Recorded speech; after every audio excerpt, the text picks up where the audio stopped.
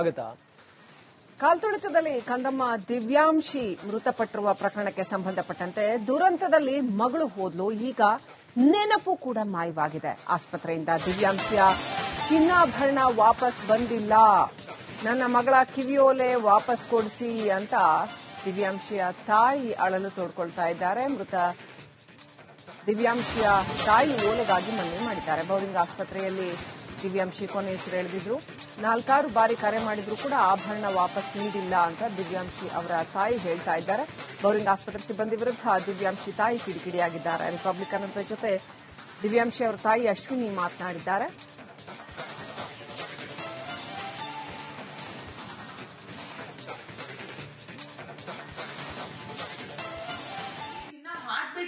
First aid things, whatever to be done, because she is in states. Nam tande tayige enadru adre we have to survive ourselves before coming before going for any medical help. Now ಸ್ವಲ್ಪ ಮಾಡಲೇಬೇಕು. So we knew all these things.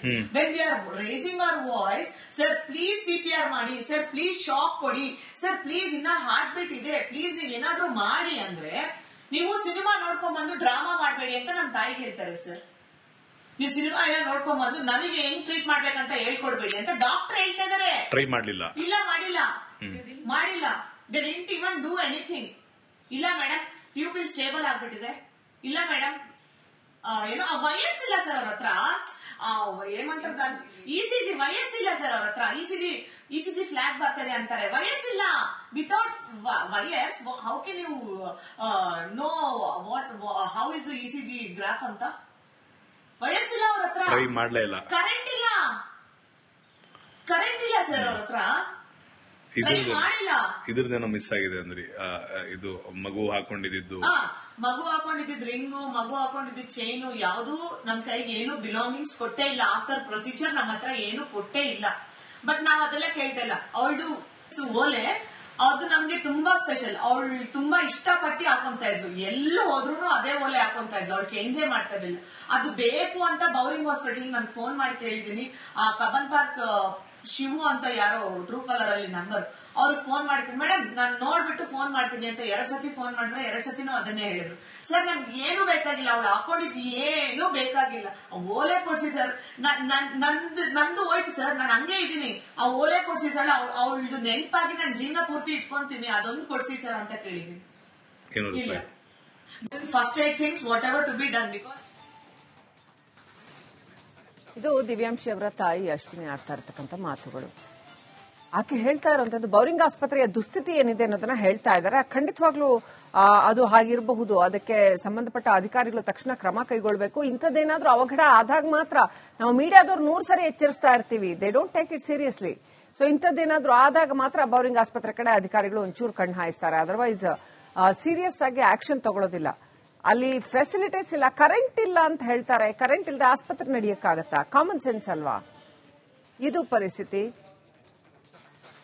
Abhishek phone connect ಆಗಿದ್ದಾರೆ. ಇನ್ನಷ್ಟು update ಪಡ್ಕೊಳ್ಳೋಣ. ನಮ್ಮ ಪ್ರತಿನಿಧಿ ಅಭಿಷೇಕ್, ಅಶ್ವಿನಿ ಅವರ ಪರಿಸ್ಥಿತಿ ಹೇಗಿದೆ? ಅಶ್ವಿನಿ ಅವರ ಆರೋಗ್ಯ ಪರಿಸ್ಥಿತಿ ಹೇಗಿದೆ? ಜೊತೆಗೆ ಆಕೆ ಹೇಳ್ತಾ ಇರೋದು ಬೌರಿಂಗ್ ಆಸ್ಪತ್ರೆ ಕುರಿತಾಗಿ ಹೇಳ್ತಾ ಇರುವಂತಹ ಕಂಪ್ಲೇಂಟ್ಸ್ ಏನಿದೆ ಅದು ಎಷ್ಟರ ಮಟ್ಟಿಗೆ ಸತ್ಯ? ಲಕ್ಷ್ಮಿ, ಮೊದಲನೇದಾಗಿ ಮಗಳನ್ನ ಕಳೆದುಕೊಂಡಂತ ತಾಯಿಯ ನೋವು ಈ ಸದ್ಯದವರೆಗೂ ಮಾತಿಲ್ಲ, ಮಾಸುವಂತ ಯಾವ ಲಕ್ಷಣಗಳು ಸದ್ಯದ ಮಟ್ಟಿಗೆ ಕಂಡು ಬರ್ತಾ ಇಲ್ಲ ಅನ್ನೋದು ಒಂದು ಅಂಶ ಆಯ್ತು. ಅಂದ್ರೆ ಎರಡನೇ ಅಂಶ, ಅಶ್ವಿನಿರವರ ಕುಟುಂಬಸ್ಥರೇ ಆಗಿರುವಂತಹ ಒಂದಿಷ್ಟು ವ್ಯಕ್ತಿಗಳು, ವೈದ್ಯರು ಇರುವಂತದ್ದು, ಶುಶ್ರೂಷಕರು ಇರುವಂತದ್ದು. ಈ ಕಾರಣದಿಂದ ಆ ಸಂದರ್ಭದಲ್ಲಿ ಅಂದ್ರೆ ದಿವ್ಯಾಂಶಿಯ ಮೃತದೇಹವನ್ನ ಅಥವಾ ಕೊನೆಯ ಪಕ್ಷ ಒಂದಿಷ್ಟು ಹೃದಯ ಬಡಿತ ಇದ್ದಂತ ದೇಹವನ್ನ ಬೌರಿಂಗ್ ಆಸ್ಪತ್ರೆಗೆ ದಾಖಲಿಸಿದಾಗ CPR ಮಾಡ್ಕೊಡಿ ಅಂತ ಮನವಿ ಮಾಡಿದ್ರು ಕೂಡ, ಶಾಕ್ ಟ್ರೀಟ್ಮೆಂಟ್ ಕೊಡಿ ಅಂತ ಮನವಿ ಮಾಡಿದ್ರು ಕೂಡ ಆ ಒಂದು ಮಾತನ್ನ ನಿರ್ಲಕ್ಷಿಸಲಾಗಿದೆ. ಸಿನಿಮಾ ನೋಡ್ಕೊಂಡ್ ಬಂದು ನಮಗೆ ಹೇಳ್ಕೊಡ್ಬೇಡಿ ನೀವು ಅನ್ನೋ ಒಂದಿಷ್ಟು ಮಾತುಗಳನ್ನ ಬಳಸಿದ್ದಾರೆ. ಅದ್ರ ಜೊತೆಗೆ ಒಂದಿಷ್ಟು ಅವಾಚ್ಯ ಶಬ್ದಗಳನ್ನ ಕೂಡ ಆ ಸಂದರ್ಭದಲ್ಲಿ ಬಳಸಲಾಗಿದೆ ಅನ್ನೋ ಒಂದು ಆರೋಪವನ್ನ ಈಗ ಅಶ್ವಿನಿರವರು ಮಾಡಿರುವಂತದ್ದು. ಅದ್ರ ಜೊತೆಗೆ ದಿವ್ಯಾಂಶಿಯ ದೇಹದಲ್ಲಿದ್ದಂತ ಒಂದಿಷ್ಟು ಚಿನ್ನಾಭರಣಗಳು, ಸರ ಇರ್ಬೋದು, ಉಂಗುರ ಇರ್ಬೋದು, ಓಲೆ ಇರ್ಬೋದು, ಇದ್ಯಾವುದನ್ನು ಕೂಡ ಸದ್ಯದವರೆಗೂ ಆ ಒಂದು ಕುಟುಂಬಕ್ಕೆ ವಾಪಸ್ ನೀಡಿಲ್ಲ. ಕಳೆದ 1 ವಾರದಲ್ಲಿ 3 ರಿಂದ 4 ಬಾರಿ ಕರೆ ಮಾಡಿದ್ರು ಕೂಡ ಆಸ್ಪತ್ರೆಗೆ ಯಾವುದೇ ರೀತಿಯ ಪ್ರತಿಕ್ರಿಯೆ ಇಲ್ಲ. ಬದಲಾಗಿ ಅಲ್ಲಿನ ಒಬ್ಬ ಸಿಬ್ಬಂದಿಯ ನಂಬರ್ ಅನ್ನ ಪಡೆದು ಫೋನ್ ಮಾಡಿದ್ರು ಕೂಡ ಪರಿಶೀಲನೆ ಮಾಡಿ ಹೇಳ್ತೇನೆ ಅಂತ ಹೇಳಿದಂತ ವ್ಯಕ್ತಿ ಇಲ್ಲಿವರೆಗೂ ಯಾವುದೇ ರೀತಿಯಾದಂತಹ ಪ್ರತಿಕ್ರಿಯೆಯನ್ನ ನೀಡಿಲ್ಲ ಅಂತ ಈಗ ಆರೋಪ ಮಾಡಿರುವಂತದ್ದು. ಆದ್ರೆ ಖಂಡಿತವಾಗಿಯೂ ಅಲ್ಲಿ ಇರುವಂತ ಒಂದಿಷ್ಟು ಫೆಸಿಲಿಟಿಗಳ ಬಗ್ಗೆ, ಅಂದ್ರೆ ಬೌರಿಂಗ್ ಆಸ್ಪತ್ರೆಯಲ್ಲಿ ಇರುವಂತ ಚಿಕಿತ್ಸಾ ವಿಧಾನದ ಬಗ್ಗೆ ಕಳೆದ ಅನೇಕ ವರ್ಷಗಳಿಂದ ಆರೋಪಗಳು ಕೇಳಿ ಬಂದಿತ್ತು. ಈ ಸದ್ಯದ ಮಟ್ಟಿಗೆ ಇಸಿಜಿ ಕೊಡೋದಕ್ಕೂ ಕೂಡ ಅಗತ್ಯ ಒಂದು ಎಕ್ವಿಪ್ಮೆಂಟ್ ಗಳು ಇರಲಿಲ್ಲ ಅಂತ ಏನು ಆರೋಪ ಮಾಡಿದ್ರೆ, ಇದಕ್ಕೆ ಬೌರಿಂಗ್ ಆಸ್ಪತ್ರೆಯಿಂದ ನೇರವಾದಂತ ಒಂದು ರಿಪ್ಲೈಯನ್ನ ನಾವು ಕಾದು ನೋಡ್ತಾ ಇರುವಂತದ್ದು. ಖಂಡಿತವಾಗಿಯೂ ಸರ್ಕಾರಿ ಆಸ್ಪತ್ರೆಗಳಲ್ಲಿನ ಒಂದಿಷ್ಟು ವೈದ್ಯರ ವಿಚಾರವಾಗಿ ಆರೋಪಗಳು ಕೇಳಿ ಬಂದಿತ್ತು. ಅವರು ಮಾತನಾಡುವ ವ್ಯವಧಾನದ ಕುರಿತು ಕೂಡ ಆರೋಪ ಕೇಳಿ ಬಂದಿತ್ತು. ಇದನ್ನ ಸರಿಪಡಿಸ್ತೇನೆ ಅಂತ ಕಳೆದ ಅನೇಕ ಸರ್ಕಾರಗಳಲ್ಲಿ ಸಚಿವರು ಹೇಳಿದ್ದಾರೆ. ಆದರೆ ಇಲ್ಲಿವರೆಗೂ ಸರಿ ಹೋಗಿಲ್ಲ ಅನ್ನುವಂಥದ್ದು ಅಶ್ವಿನಿಯವರ ಮಾತಿಂದ ಗೊತ್ತಾಗ್ತಿರುವಂತದ್ದು. ಆದ್ರೆ ಕಾದು ನೋಡ್ಬೇಕಾಗಿದೆ ಬೌರಿಂಗ್ ಆಸ್ಪತ್ರೆಯ ಹಿರಿಯ ಅಧಿಕಾರಿಗಳು ಯಾವ ರೀತಿ ಸ್ಪಂದಿಸ್ತಾರೆ, ಕಳೆದು ಹೋಗಿರುವಂತ ಚಿನ್ನವನ್ನು ವಾಪಸ್ ಕೊಡ್ತಾರಾ ಇಲ್ವಾ ಅಂತ. Srilakshmi, thank you Abhishek. Details ಕಾಲ್ತುಳಿತದಲ್ಲಿ ಕಂದಮ್ಮ ದಿವ್ಯಾಂಶಿ ಮೃತಪಟ್ಟಿರುವ ಪ್ರಕರಣಕ್ಕೆ ಸಂಬಂಧಪಟ್ಟಂತೆ ದುರಂತದಲ್ಲಿ ಮಗಳು ಹೋದ್ಲು, ಈಗ ನೆನಪು ಕೂಡ ಮಾಯವಾಗಿದೆ. ಆಸ್ಪತ್ರೆಯಿಂದ ದಿವ್ಯಾಂಶಿಯ ಚಿನ್ನಾಭರಣ ವಾಪಸ್ ಬಂದಿಲ್ಲ, ನನ್ನ ಮಗಳ ಕಿವಿಯೋಲೆ ವಾಪಸ್ ಕೊಡಿಸಿ ಅಂತ ದಿವ್ಯಾಂಶಿಯ ತಾಯಿ ಅಳಲು ತೋಡ್ಕೊಳ್ತಾ ಇದ್ದಾರೆ. ಮೃತ ದಿವ್ಯಾಂಶಿಯ ತಾಯಿ ಓಲೆಗಾಗಿ ಮನವಿ ಮಾಡಿದ್ದಾರೆ. ಬೌರಿಂಗ್ ಆಸ್ಪತ್ರೆಯಲ್ಲಿ ದಿವ್ಯಾಂಶಿ ಕೊನೆ ಹೆಸರೆಳೆದಿದ್ರು. 4 ಬಾರಿ ಕರೆ ಮಾಡಿದ್ರು ಕೂಡ ಆಭರಣ ವಾಪಸ್ ನೀಡಿಲ್ಲ ಅಂತ ದಿವ್ಯಾಂಶಿ ಅವರ ತಾಯಿ ಹೇಳ್ತಾ ಇದ್ದಾರೆ. ಬೌರಿಂಗ್ ಆಸ್ಪತ್ರೆ ಸಿಬ್ಬಂದಿ ವಿರುದ್ಧ ದಿವ್ಯಾಂಶಿ ತಾಯಿ ಕಿಡಿಕಿಡಿಯಾಗಿದ್ದಾರೆ. ರಿಪಬ್ಲಿಕ್ ಕನ್ನಡದ ಜೊತೆ ದಿವ್ಯಾಂಶಿ ಅವರ ತಾಯಿ ಅಶ್ವಿನಿ ಮಾತನಾಡಿದ್ದಾರೆ.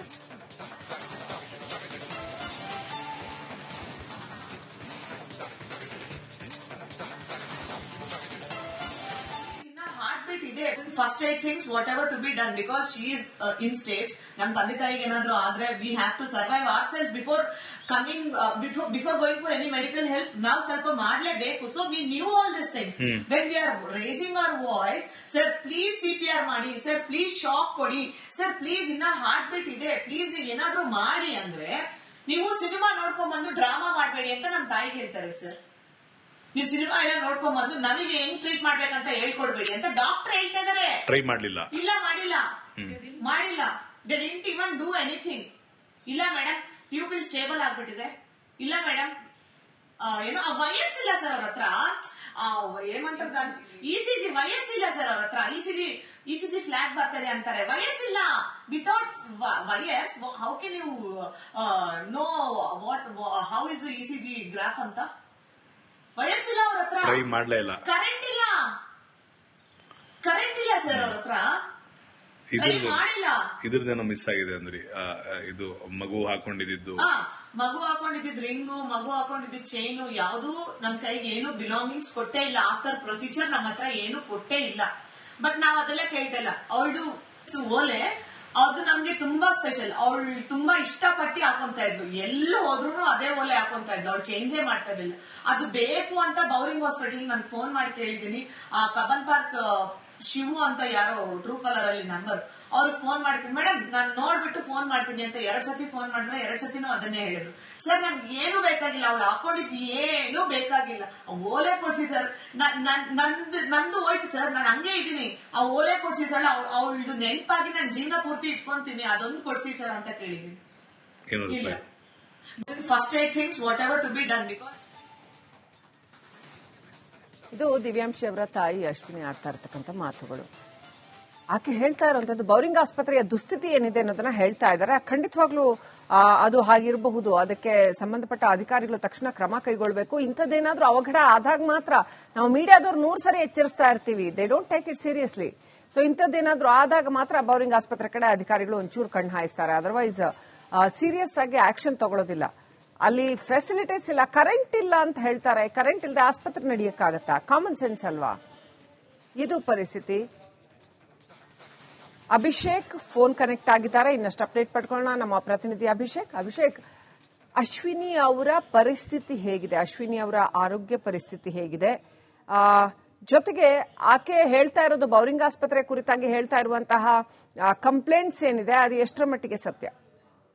ಲಕ್ಷ್ಮಿ, ಮೊದಲನೇದಾಗಿ ಮಗಳನ್ನ ಕಳೆದುಕೊಂಡಂತ ತಾಯಿಯ ನೋವು ಈ ಸದ್ಯದವರೆಗೂ ಮಾತಿಲ್ಲ, ಮಾಸುವಂತ ಯಾವ ಲಕ್ಷಣಗಳು ಸದ್ಯದ ಮಟ್ಟಿಗೆ ಕಂಡು ಬರ್ತಾ ಇಲ್ಲ ಅನ್ನೋದು ಒಂದು ಅಂಶ ಆಯ್ತು. ಅಂದ್ರೆ ಎರಡನೇ ಅಂಶ, ಅಶ್ವಿನಿರವರ ಕುಟುಂಬಸ್ಥರೇ ಆಗಿರುವಂತಹ ಒಂದಿಷ್ಟು ವ್ಯಕ್ತಿಗಳು, ವೈದ್ಯರು ಇರುವಂತದ್ದು, ಶುಶ್ರೂಷಕರು ಇರುವಂತದ್ದು, ಈ ಕಾರಣದಿಂದ ಆ ಸಂದರ್ಭದಲ್ಲಿ ಅಂದ್ರೆ ದಿವ್ಯಾಂಶಿಯ ಮೃತದೇಹವನ್ನ ಅಥವಾ ಕೊನೆಯ ಪಕ್ಷ ಒಂದಿಷ್ಟು ಹೃದಯ ಬಡಿತ ಇದ್ದಂತ ದೇಹವನ್ನ ಬೌರಿಂಗ್ ಆಸ್ಪತ್ರೆಗೆ ದಾಖಲಿಸಿದಾಗ CPR ಮಾಡ್ಕೊಡಿ ಅಂತ ಮನವಿ ಮಾಡಿದ್ರು ಕೂಡ, ಶಾಕ್ ಟ್ರೀಟ್ಮೆಂಟ್ ಕೊಡಿ ಅಂತ ಮನವಿ ಮಾಡಿದ್ರು ಕೂಡ ಆ ಒಂದು ಮಾತನ್ನ ನಿರ್ಲಕ್ಷಿಸಲಾಗಿದೆ.